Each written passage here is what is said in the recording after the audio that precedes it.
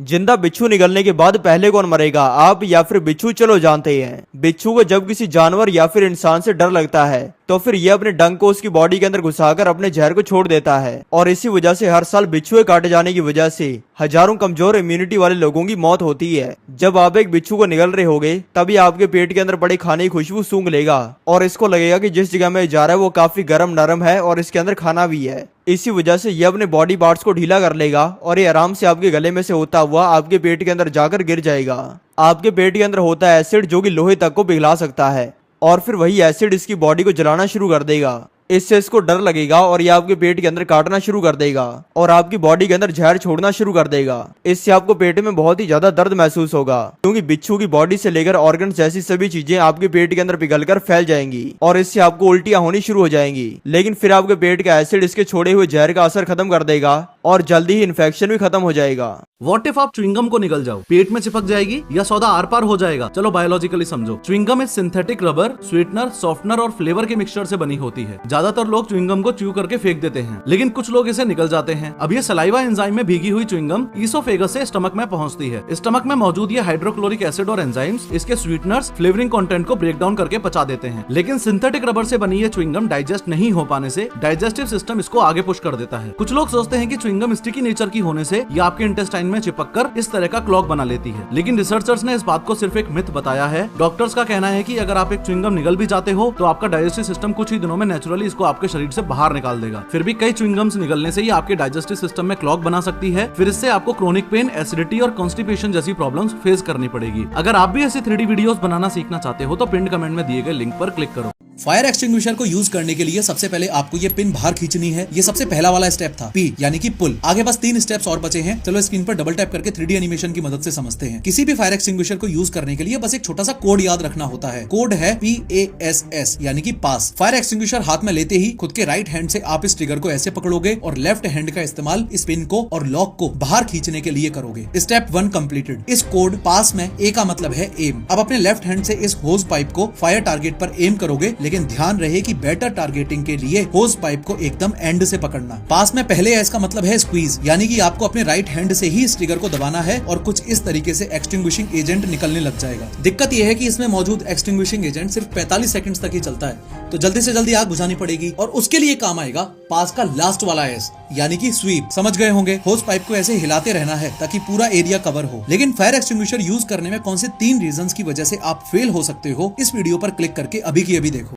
अरे वो अपने पड़ोस वाले मिश्रा जी है ना, उनका अपेंडिक्स का ऑपरेशन हुआ है। ऐसी ऐसे मिलती जुलती बात आपने जरूर सुनी होगी, पर 3D एनिमेशन से आज ये समझेंगे कि अपेंडिक्स के ऑपरेशन होने के पीछे की साइंस क्या है। देखो, ये अपेंडिक्स है जो आपकी लार्ज इंटेस्टाइन के शुरू होने से जस्ट पहले और स्मॉल इंटेस्टाइन के एंड पर होता है। आई एम श्योर आपको ऐसा लगता होगा कि अपेंडिक्स एक फालतू सा ऑर्गन है, मगर ऐसा नहीं है। आपकी बॉडी में ये अपेंडिक्स एक 5 से 10 सेंटीमीटर लंबी थैली जैसा होता है और अगर इस तरह रप्चर हो जाए तो आपकी जान तक जा सकती है। समझो कैसे। देखो, यहाँ अपेंडिक्स में किसी भी तरह का इन्फेक्शन होने से WBCs बढ़ने के कारण इस अपेंडिक्स के टिश्यूज ग्रो करते हैं और ब्लॉकेज क्रिएट हो जाता है। ये ब्लॉकेज यहाँ फीकल मैटर फंसने से भी हो सकता है। अपेंडिक्स की इनर लेयर इस तरह म्यूकस रिलीज करती रहती है ताकि कोई पैथोजन या बैक्टीरिया आपके ब्लड में ना जा सके, मगर इस ब्लॉकेज की वजह से यहाँ रिलीज हुआ म्यूकोजल मैटर इकट्ठा होकर आपको असहनीय दर्द देता है। अब अगर आपकी इन्फेक्टेड अपेंडिक्स हटाई नहीं गई तो अपेंडिक्स रप्चर होने से ये फंक्शन आपकी पूरी एब्डोमेन में फैल जाएगा और तुरंत इलाज ना मिलने पर इन्फेक्शन फैलने से इंसान की मौत भी हो सकती है। अगर ये 3D वीडियो अच्छी लगी हो तो पिन कमेंट में आपके लिए सरप्राइज है, जल्दी चेक करो।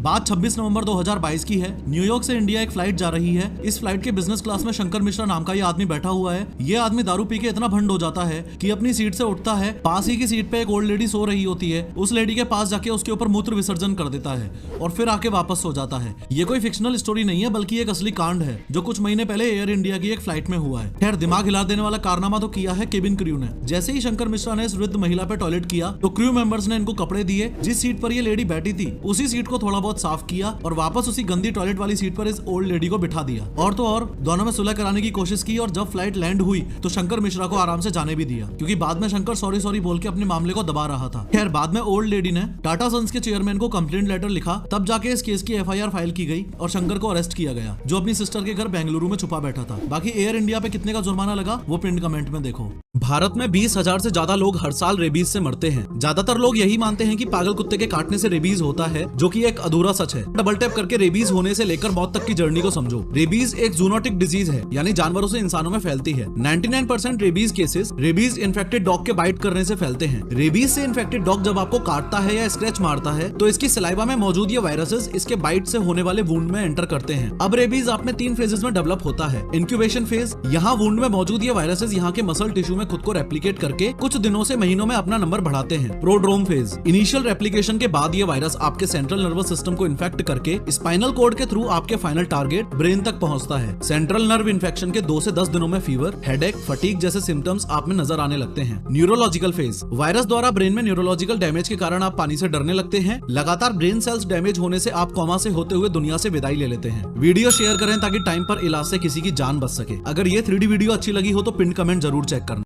हिमालयन वियाग्रा यानी इस 1 किलो फंगस की कीमत कई लाखों रुपए क्यों है? चलिए स्क्रीन पर डबल टैप करके इस मेडिकल फंगस के इतने एक्सपेंसिव होने के रीजन को समझो। ये हिमालयन पहाड़ियों में नेचुरली उगने वाली फंगस कॉर्डिसेप्स साइनेंसिस है। वर्ल्ड की मोस्ट वांटेड फंगस के स्पोर्स मिट्टी में मौजूद इस प्लांट फ्रूट्स को खाने वाले कैटरपिलर की बॉडी में ऐसे एंटर करते हैं। अब ये फंगस इस कैटरपिलर की बॉडी को अंदर से खाने लगता है। फंगस से इन्फेक्टेड ये कैटरपिलर सरफेस के पास आकर मर जाता है। इस पहाड़ी रीजन में जैसे ही गर्मी बढ़ती है तो ये फंगस इस वर्म के ब्रेन से इस तरह से सरफेस पर निकलती है और ऐसे अपने स्पोर्स जमीन पर गिरा देती है। ये स्पोर्स जीवित कैटरपिलर को इन्फेक्ट करके इस साइकिल को दोहराते हैं। इस फंगस का यूज एथलीट्स द्वारा स्टेमिना बूस्टर के रूप में कैंसर में और डायबिटिक 2 पेशेंट्स द्वारा किया जाता है। इसके साथ इसका सबसे ज्यादा यूज फीमेल और मेल द्वारा सेक्सुअल प्लेजर को एनहेंस करने के लिए होता है, इसलिए इसे हिमालयन वियाग्रा भी कहा जाता है। इसके साइड इफेक्ट्स ना होने से ये हाई डिमांड में रहती है। हाई डिमांड के कारण हर साल इसके दाम 20% से भी ज्यादा बढ़ रहे हैं। अगर आप भी ऐसी 3D वीडियोस बनाना सीखना चाहते हो तो पिन कमेंट में दिए गए लिंक पर क्लिक करो।